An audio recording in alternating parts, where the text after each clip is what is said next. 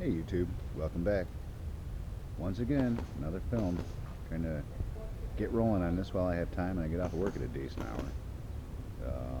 Going to show you where I'm at with the Damascus Tonto blade. I do have some things I got to change and I'll show you what those are. So here's what we've got. I've ground in this piece here, the finger well. It'll be held like this. But one issue I'm having right here, that is way too much of an angle. That's got to be more like a 45. So what I'm going to do is grind that down. I found that I've got a 1/4 inch pin stock, so I'm going to cut, or not cut, but drill holes for 2 pins. I'm going to make sure they're even in here and drill those out. But I noticed while I was grinding down the long end, there's a very, very small bend in that. So I got to heat it up in the forge, clamp it in my vise, and get that little bend out. So to keep the forge scale from building back up, I'm going to open up the forge, put in my square tube, and then heat it indirectly so it's not exposed to the flame. And we're going to go from there. So, see you guys shortly. So after some slight modification and grinding, that is the more appropriate angle that I want, right there. So now time to crack open the forge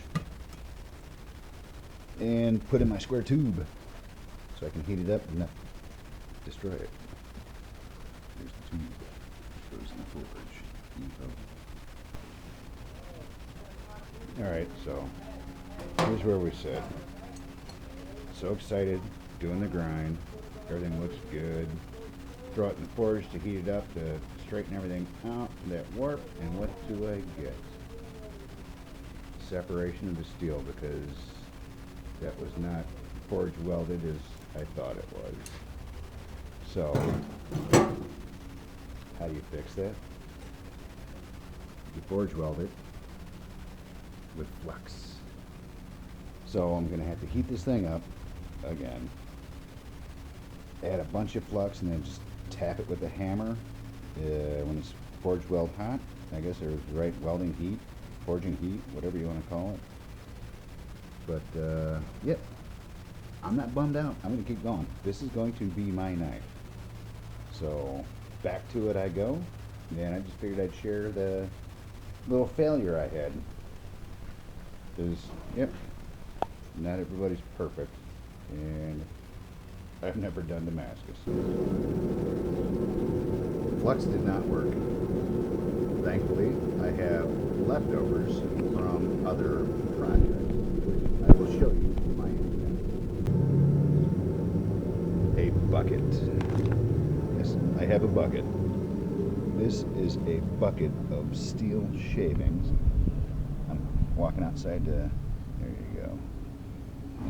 It's not really good resolution, but yep, steel shavings. I'm going to put powdered steel in there as opposed to the flux, and I'm going to see what happens. So it either works or it doesn't, but I am not giving up. Okay, note to self: flux works if you let it boil until it looks like boiling water. Powdered steel is flammable. So right now I'm hoping everything is forge welded. I will find out tomorrow when I grind all the ugliness off. I put a bunch of flux on there, I put a bunch of powdered steel on there, and did the tapping, the hammering, and yep, this is still hot, so that's why it's in the vise to straighten it out.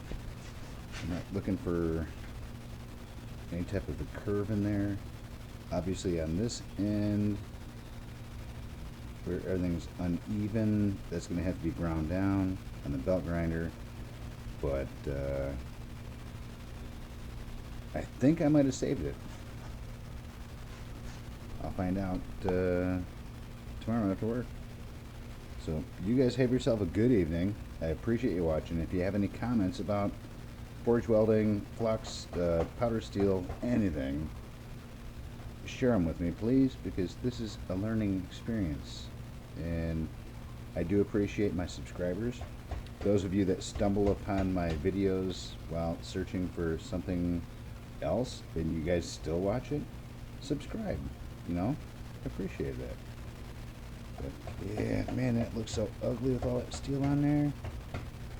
But I'll clean it up and keep going, because like I said, I am not going to give up on this project. This is going to be my night.